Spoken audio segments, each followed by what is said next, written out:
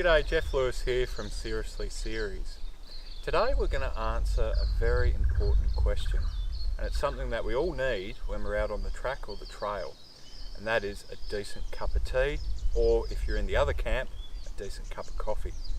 Now, there's many different ways that you can procure a nice hot brew, but we're going to look at the Australian answer to this, and this is known as the bush kettle. It's simple, it's effective, and there's no moving components in it. So it's a pretty interesting bit of kit. So if you want to find out more, then you know what to do. Stay tuned.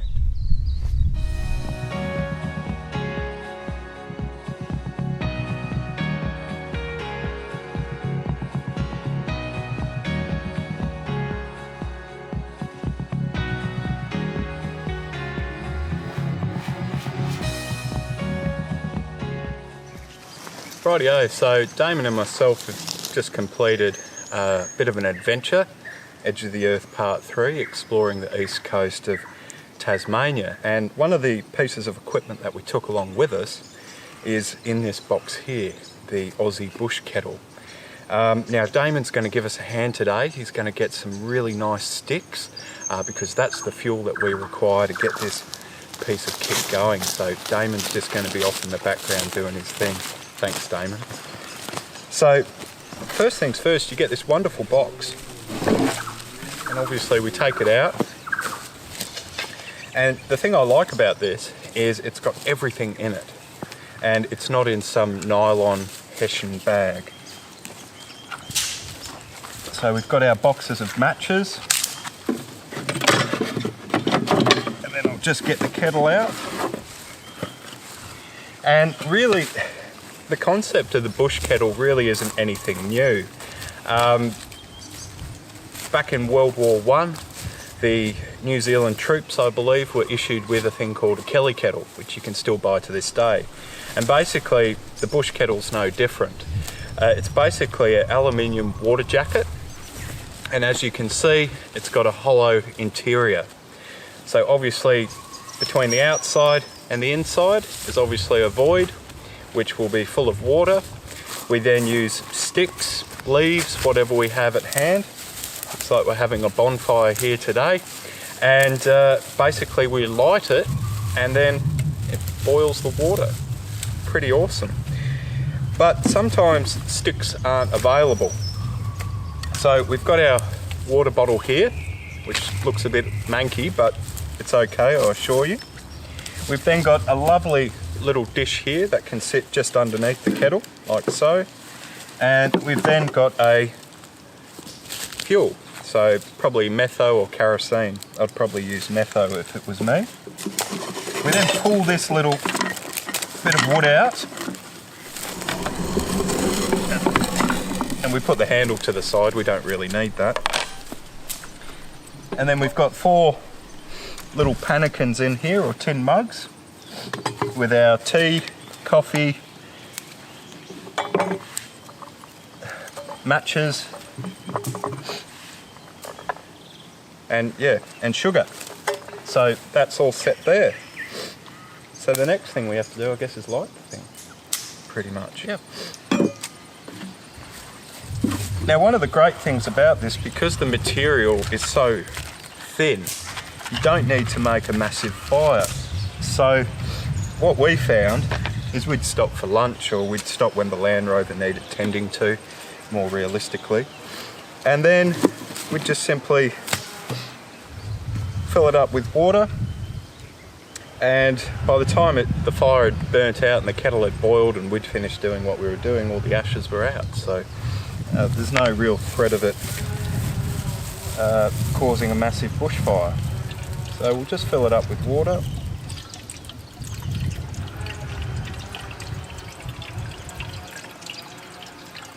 That's awesome, Dane.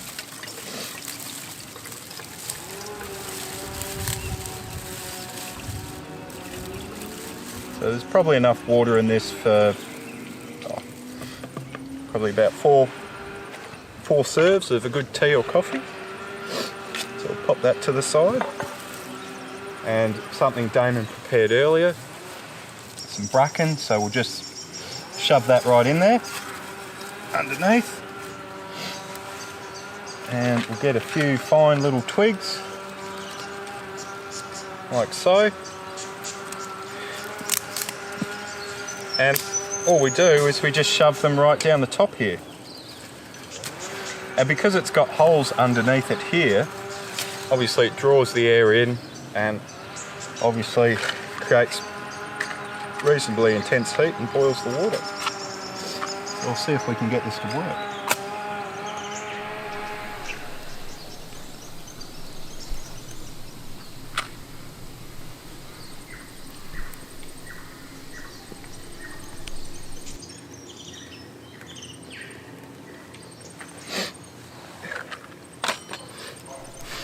I think a friend of ours will put it quite well. When it starts getting ready to boil, it kind of looks like it's going to take off. You know? And, looks like the smoke's following me today.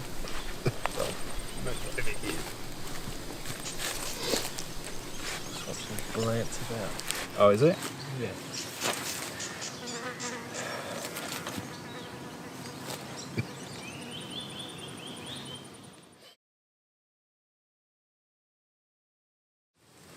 Now we're cooking. You can hear it slowly hissing, which is either the water or the sap out of the. Oh, they're dead. They're dead. No, it's the water then.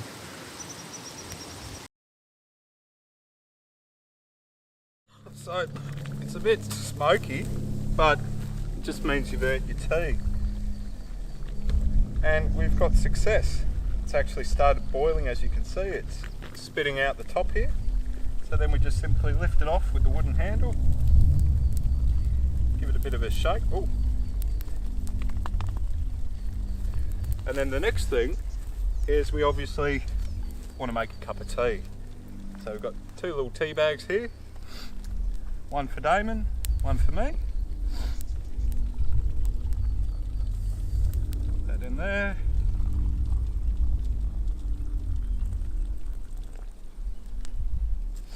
Make sure the fire's contained, best we can. Then we get a bit of ground up cow to go in there too.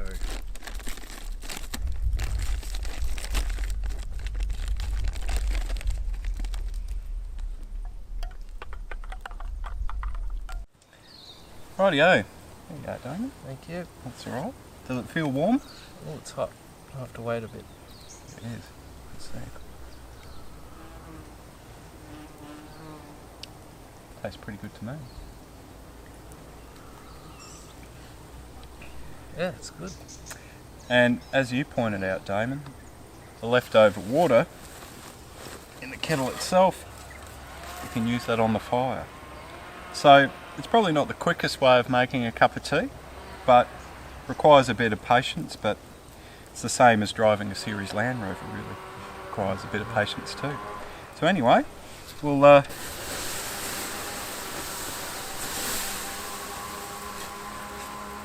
leave it there. So anyway, if you've enjoyed this video and you've been following our content for a while, please do consider clicking the subscribe button down below. And if you're really enjoying the stuff that we're coming up with here, do check us out on Patreon by clicking on the Patreon icon at the top right hand corner of your screen. And Damon and I will catch you in our next video. Cheers.